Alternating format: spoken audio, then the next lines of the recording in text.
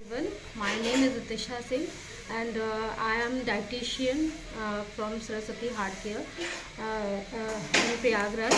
So I did my PhD in dietetics and nutrition. मैं आज आपसे डिस्कस करूँगी जो कार्डियोवैस्कुलर डिजीज़ पेशेंट होते हैं उनके डाइट से रिलेटेड जो भी इश्यूज़ हैं उनके डाउट्स को आज हम क्लियर करेंगे। ठीक है, तो जैसे सबसे पहले हम ये जान लेते हैं कि जो कार्डियोवैस्कुलर डिजीज़ होते हैं उनके रिस्क फैक्टर कौन कौन से होते हैं। तो फर्स्ट हमारा जो रिस्क फैक्टर होता है वो उसे जेनेटिक रिस्क फैक्टर, जिसे हम हेरिडिटरी भी कह सकते हैं, और सेकंड हमारा होता है लाइफ स्टाइल रिस्क फैक्टर। तो ये हमारा डाइट इश्यूज़ इसमें बहुत बड़ा रोल प्ले करता है। और नेक्स्ट हमारा आता है जैसे burden of other risk factor like जैसे डायबिटीज़ और हाइपरटेंशन, ओबेसिटी, ठीक है, एंड डिस्लिपिडीमिया और अदर रिस्क फैक्टर्स भी होते हैं जैसे कि स्ट्रेस ले लिया, मेंटल रिटार्डेशन हो गया, ठीक है, इस तरह की चीज़ें होती हैं।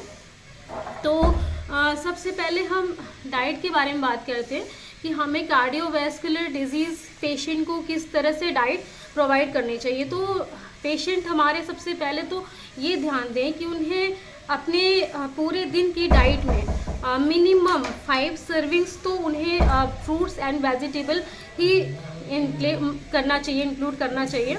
तो जैसे आपका फ्रूट्स अगर हम लें तो हमें ये ध्यान देना चाहिए कि फ्रूट्स हमें सीजनल फ्रूट्स लेने चाहिए, ठीक है, और जो लोकली ग्रोन वेजिटेबल हो उन्हें हमें इनटेक करना चाहिए, ठीक है।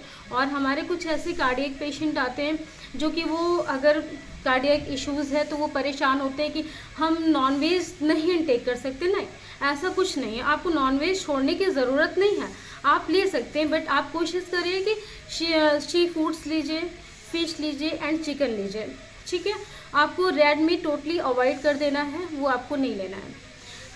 सेकेंड हमारा नेक्स्ट हम देखते हैं कि हमें प्रोसेस्ड लेग्यूम्स को अवॉइड करना चाहिए और कोशिश करना चाहिए कि हमें होल ग्रेन्स को इनटेक करना चाहिए। होल ग्रेन्स में क्या होता है कि उसमें फाइबर्स क्वांटिटी बहुत ज़्यादा होती है जो कि हमारे ओबेसिटी को भी कंट्रोल करता है, हमारे कोलेस्ट्रॉल लेवल को भी कंट्रोल करता है एंड हमारे शुगर लेवल को भी कंट्रोल करता है। तो ये हमारे लिए हेल्दी होता है, हमें ये ध्यान रखना चाहिए।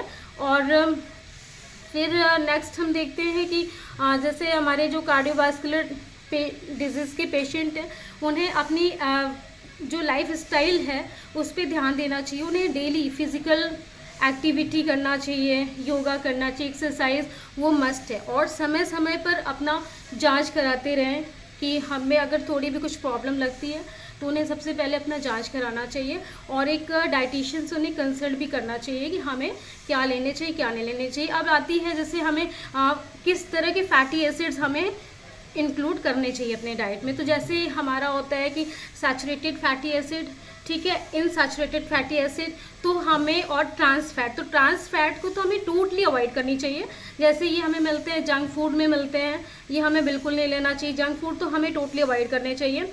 और सैचुरेटेड फैटी एसिड को हमें इनटेक नहीं करना चाहिए, उसे भी अवॉइड करने की कोशिश करना चाहिए। अब इनसैचुरेटेड फैटी एसिड को हमें कंज्यूम करना चाहिए और कोशिश करना चाहिए, ये हमें अब मिलेंगे कैसे, तो do you lots of nuts and seeds. तो नट्स एंड सीड्स में जैसे हमारे ये वॉलनट हो गए, आलमंड हो गए, ठीक है, और सनफ्लावर सीड्स हो गए, इस तरह की चीज़ें हमें इनटेक करने चाहिए। और ये भी कोशिश करनी चाहिए कि ऑयल हम जो यूज़ कर रहे हैं तो प्रॉपरली हम ऑयल को अल्टरनेट यूज़ करें।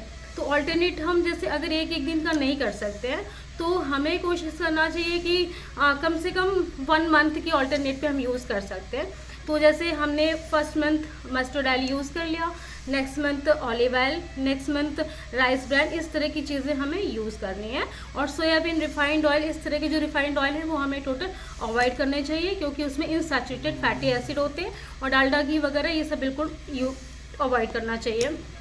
अब बात आती है कि जो कार्डियक पेशेंट है वो डेयरी प्रोडक्ट ले सकते हैं नहीं ले सकते। तो मोस्टली हमारे पेशेंट सोचते हैं हम डेयरी प्रोडक्ट नहीं ले सकते। नहीं, आप ले सकते हैं, उसे छोड़ने की ज़रूरत नहीं है। लेकिन डेयरी प्रोडक्ट्स में जैसे आप लो फैट मिल्क लीजिए, लो फैट मिल्क, आपको जो हाई फैट वाली चीज़ें हैं वो आपको अवॉइड करने हैं। लाइक जैसे हम स्किम्ड मिल्क ले सकते हैं, ठीक है, काओ मिल्क विदाउट क्रीम ले सकते हैं, इस तरह की चीज़ें हम यूज़ कर सकते हैं।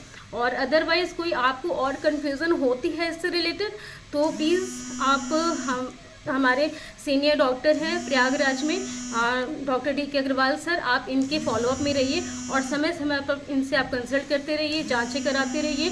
और मैं डाइटिशियन सरस्वती में हूँ, तो आप मुझसे भी कंसल्ट कर सकते हैं। इससे रिलेटेड जो भी इश्यूज़ हो आप यहाँ आके आराम से अपने हार्ट को हेल्दी रख सकते हैं।